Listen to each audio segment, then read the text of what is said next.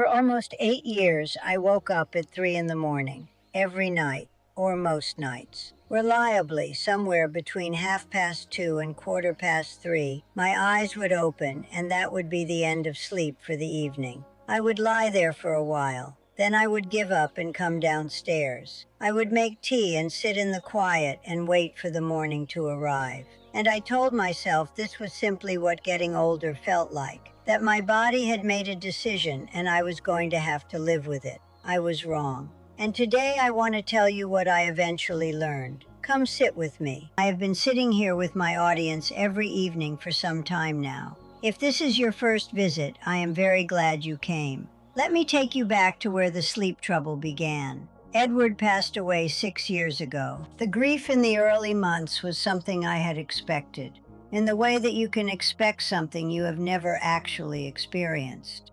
What I had not expected was what it would do to my nights.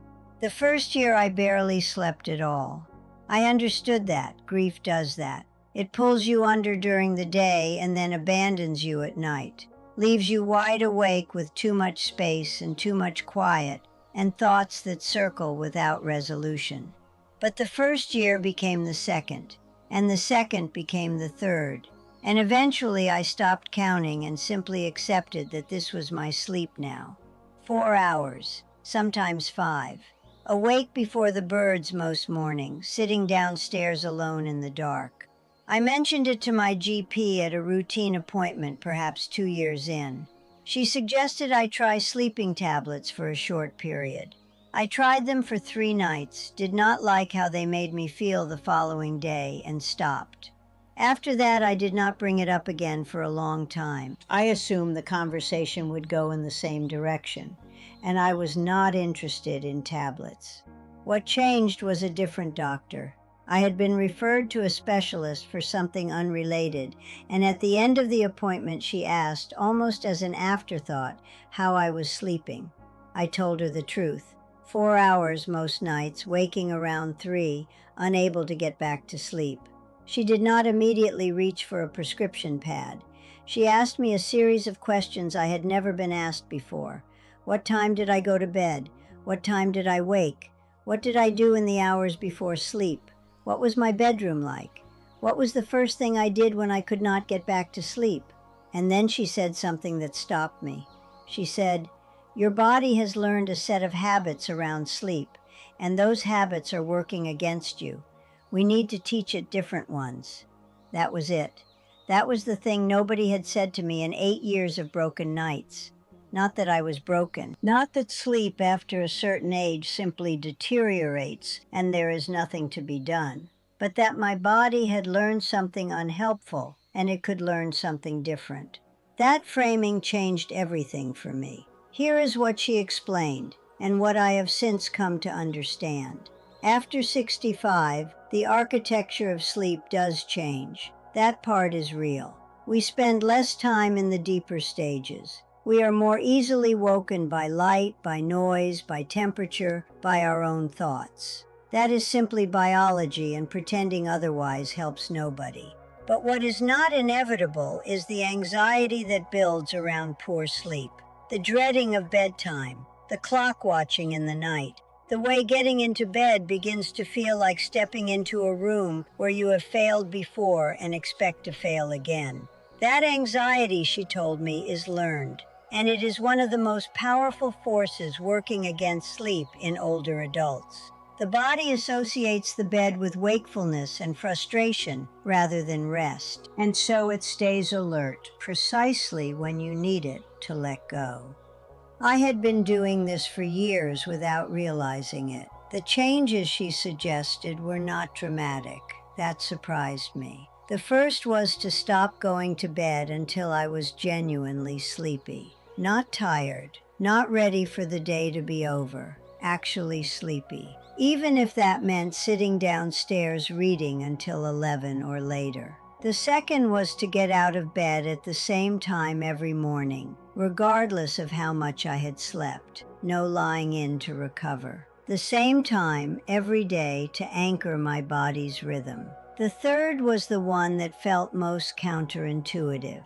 If I woke in the night and could not get back to sleep within 20 minutes or so, I was to get up, leave the bedroom, do something quiet and unstimulating in dim light, and return only when I felt genuinely sleepy again. Not lying there, not watching the clock, not reaching for my telephone, getting up. I will be honest. The first 2 weeks were harder than the years of broken sleep had been, because I was sleeping even less while my body adjusted. I questioned whether any of it was working. By the end of the third week, something had shifted. My evening routine now is something I protect quite carefully. I stop looking at screens an hour before I intend to sleep. I make a cup of something warm, not tea in the evening as the caffeine does not help me, but something without it. I sit quietly. I do not watch anything that requires concentration or provokes strong feeling. My bedroom is cool and dark. I do not have a television in there. I do not charge my telephone beside the bed.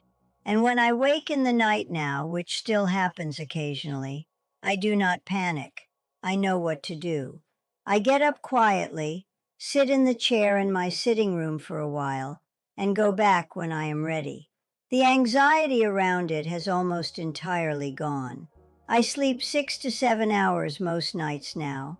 Not perfectly, not every night. But the difference from 4 years ago is very significant. And I want to be clear, I am not a doctor. What helped me may not be what helps you. And some sleep difficulties have medical causes that need proper assessment. Please speak to your own doctor before changing anything. But if your experience sounds anything like mine, broken nights, waking too early, dreading bedtime, lying there frustrated while the clock moves slowly, it may be worth asking your doctor, not just about medication, but about sleep habits, about the patterns your body has learned, about whether those patterns can be changed. Because I spent 8 years assuming the answer was no, and it was not. The thing I most want to say today is this. Poor sleep after 65 is common. It is real. I am not dismissing it or telling you that it is all in your head, but it is not always permanent, and it is not always something you simply have to accept and arrange your life around. You deserve to sleep.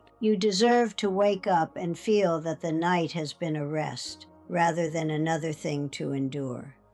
I hope something in what I shared today is useful to you. I upload every evening. If you are not yet here for that, the subscribe button is just below.